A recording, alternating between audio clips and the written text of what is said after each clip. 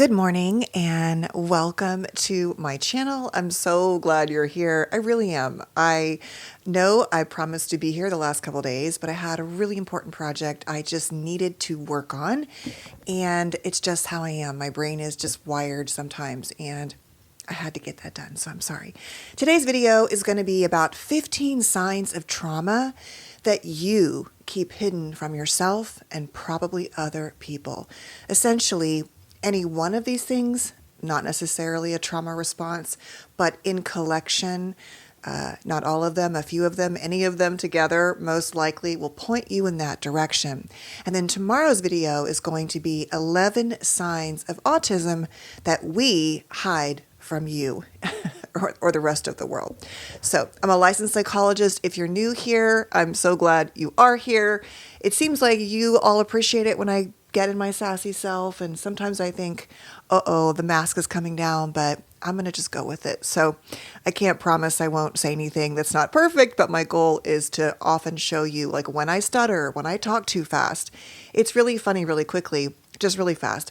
Many of you who have come to this channel in the last year or so who are on the spectrum or have ADHD, autism, things like that, really get me talking fast. But if you go back and look at my early videos, I've always spoken really fast. And when I get nervous or excited or into a topic, I can talk so fast that I don't even know what I said. And my kids will be like, what'd you just say? So I have tried to slow down, but I know many of you actually who have the fast thinking brains speed my videos up. So you do whatever you need to do, but it's just kind of funny. Okay. Also, please check out my new Substack, which is all about, or last week's Substack. I'll be posting a new one tomorrow or Monday. All right. So number one, having strong reactions to people for no reason. So this is about the people, not about the emotional reaction, which we'll get to in number two. But essentially, like you're just triggered by people. And people, as I talk about with hypervigilance, I think people are stressful. I think people stress us out, especially if we have a certain type of brain. But the bottom line is that maybe you judge people or you react to them, and oftentimes it's because that person holds some kind of core relationship to a person who traumatized you. They look like them, they have similar mannerisms, they talk like them, and so right? I mean, we all have things we say like, I don't know why I don't like them. There's usually a reason if you can't pinpoint why.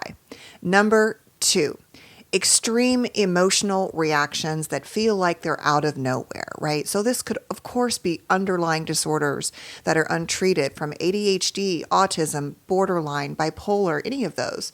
But at the core, you have this sort of part of you where you can just completely lose it.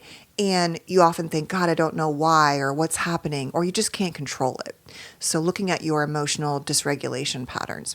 Number three, avoiding certain places. As I've shared, one of the worst traumas in my life, actually a couple of them.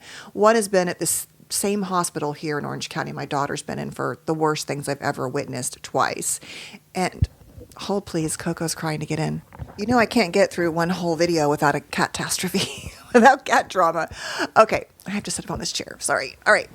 Otherwise I start shrinking down. As you notice my video, I start going down. All right. So the point is, this hospital is right near a mall. It's right near Mission Mall.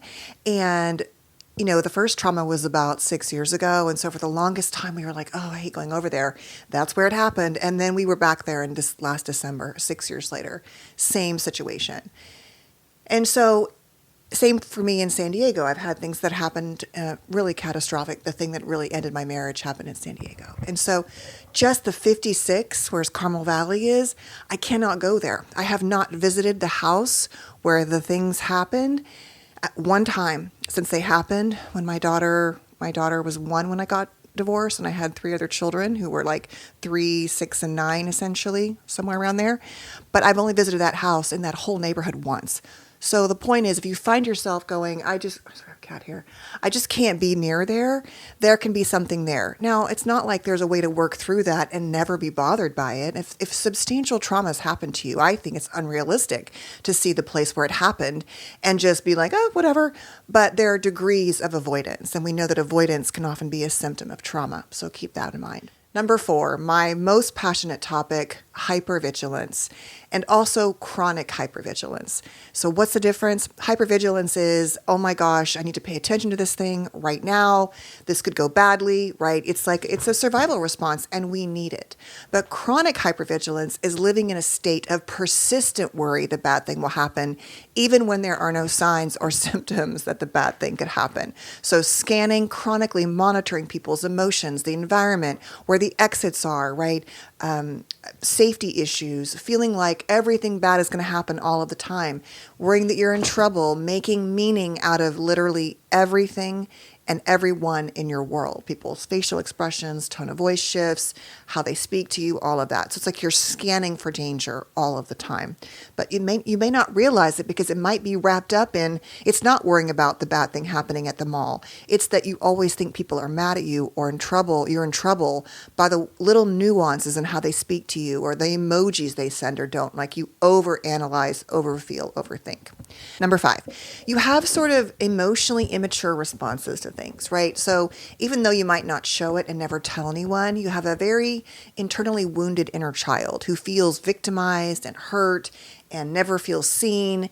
And maybe you pout or you shut down or whatever it is, but you don't really have the capacity for many reasons, often good ones, to work through it. But it can be perceived or feel very childlike by you or other people, but most especially by you on the inside. And also feeling like a child who has never grown up can often be, I think we all never really feel like when is adulthood, but it can definitely be a part of certain types of traumas, enmeshment, parentification, and things like that. Number 6 is a huge one, and it is in the literature: chronic fatigue, chronic exhaustion, and chronic illness, autoimmune disease, IBS, Crohn's, all of these things that can be related to how our bodies are responding to the environment. Number 6, a low tolerance to stress. And so it's like everything freaks you out. Everything is a big deal. And you wish that it wasn't that way, but you find yourself like no matter what it is, you sort of don't mean to blow things out of proportion, but you might because it feels that way to you. It's not that you're being dramatic, but it's like your window of tolerance. Remember that space, but how much you can take before you blow or shut down, classic from Dan Siegel, that is very small. That can be a sign. Number 8 is the classic people-pleasing fawning, right? Orienting your life around being a caretaker at the sacrifice of your own well-being.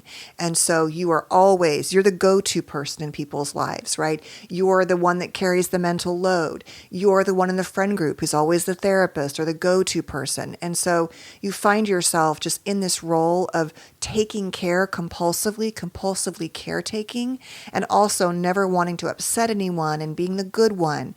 And you tiptoe around, right? And that's what I believe 100% connected to hypervigilance or chronic hypervigilance.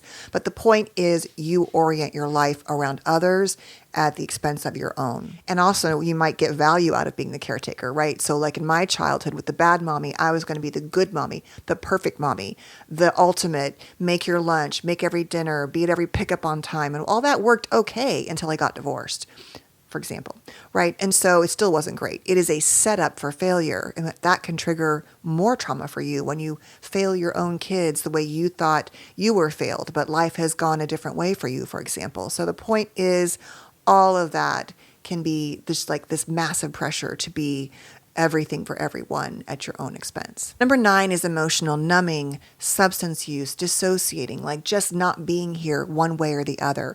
You're always finding ways through binge scrolling or doom scrolling and binge watching, right? And so, or it's substance use, and every single day you can't function without it. This is how we cannot tolerate the level of pain and trauma inside. So these are the things that we do, or we check out and go somewhere else, literally, mentally, or physically. So that is number 9. Number 10 is trauma dumping, essentially oversharing, which is also a common autistic trait, or it can be.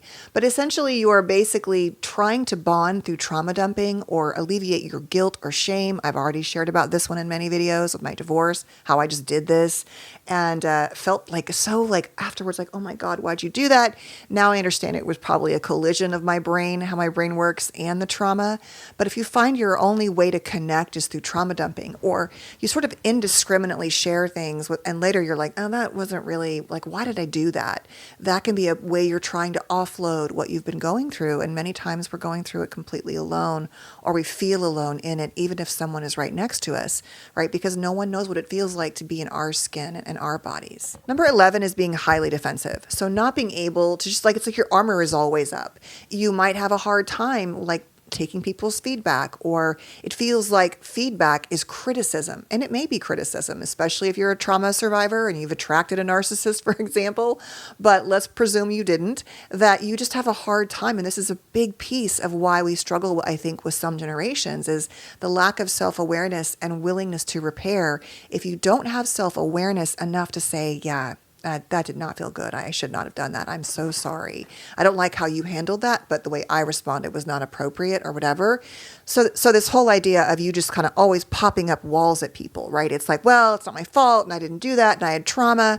You know, you can only use your trauma as an excuse for so many things before people stop listening to you. We all have trauma. We all have loss and pain, and it is a valid reason to struggle. But when you throw it up as a flag to, you know, be the reason why you won't take meds, or you won't go to therapy, or you won't change your relational patterns, even though your spouse is telling you something, being highly defensive is a challenge and a problem that will not get better until you learn to be able to hold and take and tolerate the distress you feel when someone tells you something you really don't want to hear or feel. Number 12 is walking away, right? Just never being able to engage in conversations. Now, it can be a healthy skill to say, you know what? I'm triggered right now and I don't want to yell at you. We need a break. Can you please back away? Can you please come back? And you should do that. You should not keep pushing. We know that in many domestic violence situations, we can see patterns, not that it is the victim's fault at all, but some of these things can just increase the tendency for a person with dysregulation to blow. So as you being responsible for you, it's okay to say, I need a break, babe, but I will be back in 20 minutes. The key is to come back and to not be gone too long. But this is the kind of thing I'm talking about where every time, and you see this on the Real Housewives a lot, that everyone kind of calls someone out, that person just leaves, right? And to a certain extent, I'm not saying that's a bad thing either. Everyone's dogpiling on you. Perhaps you should leave and you shouldn't take it. But I was just thinking like that's a good example where it feels like that happens a lot. Number 13 is never asking for help. I've talked about this a lot. It would never occur to me to ask my neighbors unless I'm in a dire crisis, like I'm locked out of the house, to say, hey, this or that is going on. I've gotten a little bit better at it. Like, hey, my daughter's in the hospital. Could you check on the house or whatever? But the idea of truly saying like, I'm struggling, I need help is often really hard for us, especially if we were rewarded in childhood for being the next one, which is hyper independent, or we had to be hyper independent in that either avoidant and or disorganized dynamic where the source of safety was the source of fear, or our negative emotions like crying or anger didn't go well with our caregivers. So we learned to be self-soothers who are highly independent, and we take a lot of pride in that, and that's also an amazing skill, but we can go too far with it. And I say this is one for me that I really struggle with, and what's been freaking me out lately is realizing that my entire life, like I would pack up my apartment, I packed up my kids and moved and done all these things. But at some point you might become vulnerable from an illness, from aging, where you literally can't do it yourself. And I think for those of us, I mean, many of us have heard that and thought, well, I just don't want to be here, because the idea of giving up anything to anyone feels so devastating. And so we can, I could make videos about each one of these and what to do, and maybe I will. But the point is this can be a huge part of your trauma response, which is I can do it alone and I don't need anyone. And like I said, I've done my life okay that way, but it's not true that I could do it without any help from anyone. And it is a humble skill to say, I did everything, but I still need help. And it's an important skill. And so life is always giving us opportunities. I just had one this week. And when I sit with it, I'm grateful for it. It's just hard to do. It's understandable.